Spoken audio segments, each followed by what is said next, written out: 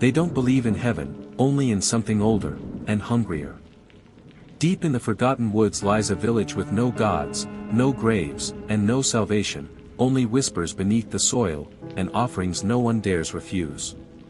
If you love chilling tales rooted in ancient folklore, eerie rituals, and slow-burning horror that lingers long after the story ends, don't forget to subscribe to our channel. Tap the bell notification bell so you never miss a new horror series. Leave a comment below, what would you choose, run or kneel? And if this story gave you chills, share it with someone brave enough to listen till the end. No signs. No names. Just a path swallowed by moss and silence. It was never meant to be found, not again. They say there are places that vanish from maps not because they were never there, but because something wanted them forgotten. It started with a detour. A wrong turn. A cracked wooden sign pointing nowhere. The traveler, a writer chasing forgotten legends, thought it curious. Harmless. The forest welcomed him in with quiet limbs and dew-laced branches, but soon, the trees grew closer, the light dimmer, and the road more intentional. Moss crept over every stone, every root. The path, barely visible, seemed to breathe beneath his feet. Birds did not sing here. There were no insects, no breeze, just a pressing, suffocating stillness, like the air itself had been holding its breath for centuries. Then came the whisper. He couldn't place it. It wasn't a voice. Not really. More like a hum behind the ears, in the bones. A soft pressure, like someone watching from between the trees, not with curiosity, but with recognition. Hours passed, maybe days. His compass spun uselessly. Phone. Dead. Every step forward led deeper into a green that was too green, a silence too thick. And then, through the fog, he saw it. A village. Unmarked. Unmapped. Nestled in a hollow the world had seemingly abandoned. The roofs were thatched and crumbling. The air smelled of damp wood and sweet decay. People stood by their doors, still as statues. Smiling. As if they'd been waiting. Not for a visitor. But for him. No church. No crosses. No God. Only the old tree in the center, and the eyes that never blink. He thought he had found a village forgotten by time. What he didn't know, was that time had been asked to leave. The village had a name. Or rather, it once did. But no one spoke it anymore. It was as if even the syllables had grown afraid. The traveler asked, and the villagers only smiled. Polite, quiet, always watching. Their homes were crude but kept immaculately clean. There were no modern things, no wires, no antennas, no clocks. Yet no one seemed surprised to see a stranger in their midst. No one asked where he came from. No one asked when he would leave. As he explored, one detail gnawed at him like a worm in the back of his mind: there were no churches. Not even ruins. No graves. No candles. No altars or shrines. And when he asked about faith, one old man simply shook his head and whispered, "We do not speak to heaven here. Heaven does not listen." Instead, at the very center of the village stood an ancient tree, massive, twisted, hollow at its core. Its bark was blackened, not by fire, but by age. And from inside, hanging like a pendulum, was an iron bell, rusted, unmoving, until the new moon. On the night when no stars shone, the villagers gathered around the tree. They carried offerings wrapped in cloth, bundles that squirmed, sometimes cried, sometimes bled. They rang the bell once. Just once. And when they knelt, not to a cross, not to a god, but to the soil beneath that tree, the traveler felt something stir. Not in the air. Not in the earth. But in himself. Like something ancient had noticed him. He wanted to believe it was just local tradition, some old pagan remnant. But then came the whispers. Not from the villagers, but from the hollow of the tree. Words in no language he knew, but that his body understood. Words that tasted like copper and cold dirt. Words that had not been spoken by human mouths in centuries. You don't hear it at first. You feel it, in your teeth, in your dreams. Then, one night, it whispers your name. The morning after the bell had rung from the hollow tree, the village was silent again, but not the same kind of silence as before. It was heavier now. Like something had been fed, but not yet finished. The traveler awoke in the guest hut they had offered him, a small wooden structure on the edge of the village, overlooking the tree-line. He had been placed there after the ceremony. Placed, not escorted. No one had spoken a word after the bell. His sleep had been fractured. Vivid, too real. Dreams of soil cracking open beneath his feet. Of hands clawing upward, not desperate, but curious. Of voices calling his name, not in urgency, but invitation. He shook it off and stepped outside. The villagers were going about their day, but subtly, everything was different. They didn't speak to him now. They just looked.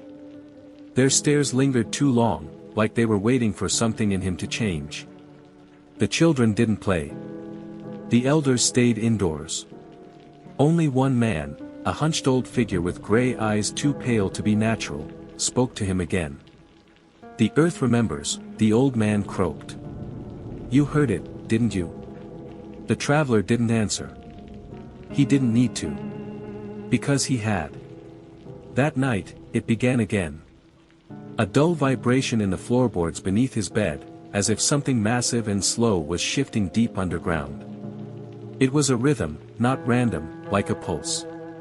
He lay still, eyes wide, not breathing. The vibration wasn't violent. It was intentional. He got up, walked to the corner of the room where the wooden floor creaked oddly. He knelt. Touched it. Cold. Colder than the rest of the room. He pressed his ear to it.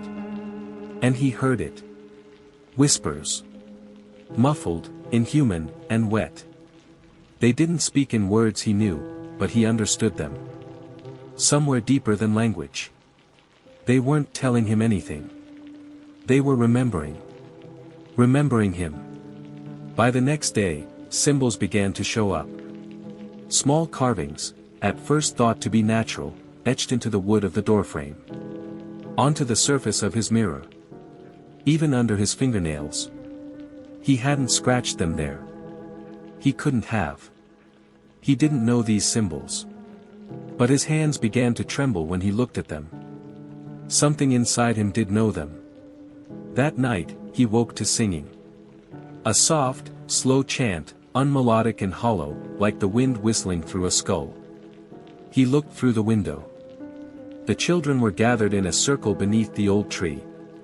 No adults. Their eyes were closed. Heads tilted back. Their mouths moved slowly, rhythmically. In perfect unison. And then they opened their eyes, all at once, and looked straight at his window. He fell back from the glass, heart racing. And the singing didn't stop. It grew louder. And then, it started to say his name. Come, see, come, be. Come, see, come, be. He couldn't sleep. He couldn't think. He began to feel as though the ground itself was watching him. The next day, when the villagers were out tending to something deeper in the woods, he approached the tree. No one was guarding it. No children. No elders. He crept close and peered into the hollow. The bell was gone. In its place, the wood inside had split open, revealing a narrow tunnel of roots and black earth, winding down beneath the surface. He didn't want to go in. But his body moved anyway. A compulsion. Not fear. Not curiosity. Something called him. The tunnel twisted in unnatural ways.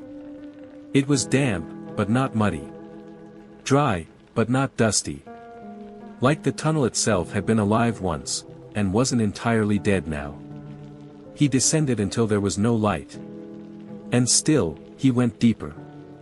Then he reached it. A chamber. Round.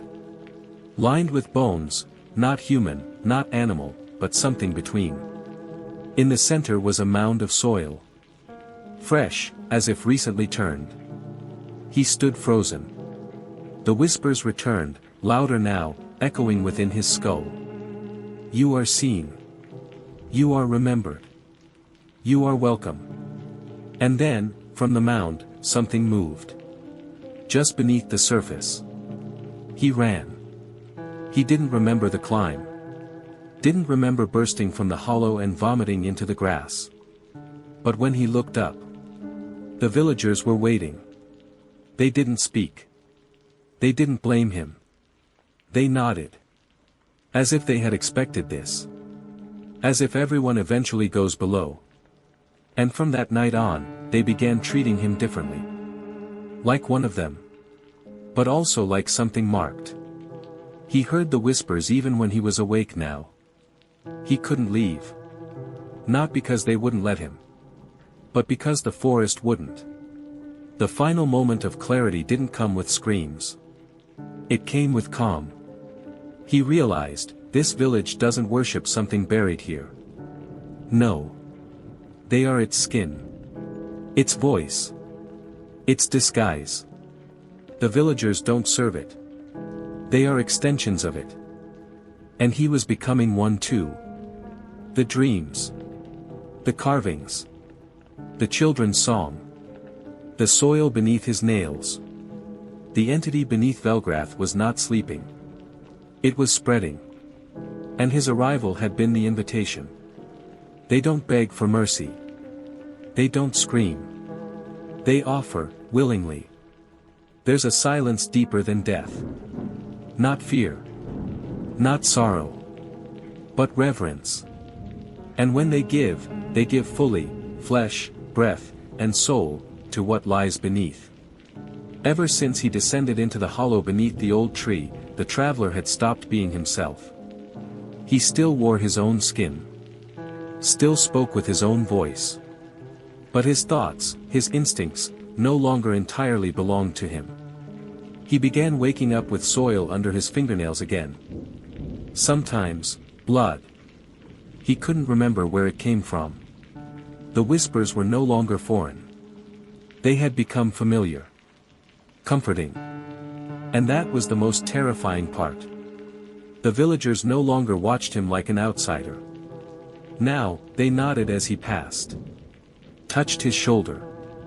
Smiled, deep, satisfied smiles. Children whispered his name when they thought he wasn't listening. He heard it. He went below. He's ready now. And then the black moon came. It began with the extinguishing of all flames. No torches. No lanterns. No hearths. The village prepared for the ritual in complete darkness. But they didn't stumble. They moved like they had done this for centuries, with muscle memory etched into bone. The traveler was drawn toward the center of the village, not by force, but by pull. A quiet call beneath his ribs. He found himself among them. Standing shoulder to shoulder with those who no longer feared what fed beneath the roots. No one spoke. Not even a breath escaped into the cold air. Then the old man, his eyes now fully milky, raised a hand. And the bell inside the tree rang itself. Once. The air pulsed. The soil trembled. And the roots of the ancient tree cracked slightly, splitting open like a wound. From the crowd, 2 villagers stepped forward, each holding a figure wrapped in linen. Not livestock. Not objects. People. Still. Silent. Eyes open and peaceful. They were alive. And yet, not resisting. They were placed, offered, at the base of the tree. One for each of the gaping root openings, where the soil had begun to shift like breath beneath skin. The traveler's mouth opened to speak, to protest, to scream, to do something, but no sound came. Because something inside him agreed. This wasn't a slaughter. It was a covenant. A feeding of the eternal, to keep the balance. To keep the silence. There was no blood spilled, at least not visibly. The earth swallowed the two bodies slowly, like water absorbing ink. And when it was done, the ground returned to stillness. The villagers bowed, not to the tree, but to the soil itself, and began humming. A low, ancient melody with no rhythm, only resonance. The traveler felt the vibration in his chest. He hummed too. Without knowing why. And the soil whispered. Now you understand. The traveler stayed for the rest of the night, unable to move. At dawn, the villagers dispersed quietly, resuming life as if nothing had happened. But now, he knew the truth. Velgrath was not a place. It was a mouth. And the people within it? Not keepers. Not guardians. They were teeth. The village fed the soil, but not out of desperation. Out of devotion. For whatever slept below had promised them something in return. Protection from time. Freedom from death. Continuance. And all it asked for, was the occasional life. Given freely. As he stood there, watching the sun rise through the cracks in the trees, he felt something deep within him shift once again. He wasn't horrified. He was home. It wasn't just a sacrifice. It was a ritual of becoming. Not every god demands screams. Some demand silence, and loyalty. And once you give it, you are never yours again. Run, and never speak of this place again. Or kneel, and never be hungry. Some roads offer no return. Some villages don't let you leave untouched. And some choices, once made, don't just bind your body, but your soul. The traveler no longer felt like a visitor. He had witnessed the offering. He had hummed the song. He had not stopped it. But more than that, he had understood it. And that terrified him more than any scream ever could. In the days that followed, he wandered the village like a ghost caught between dimensions. The villagers no longer treated him as foreign. They welcomed him with nods, meals, gentle touches on the arm, but never words. Only the old man spoke to him again. They stood beneath the tree together, where the soil was still warm. "It's almost time," the elder whispered. "You must choose." The old man explained, not with doctrine, but with something older than language. No one is forced to stay. But no one leaves unchanged.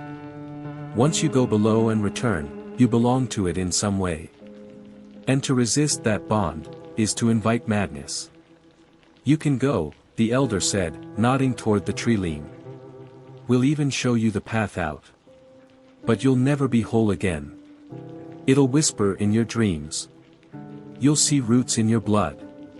And someday, it will call you back." The traveler asked, finally breaking his silence, "And if I stay?"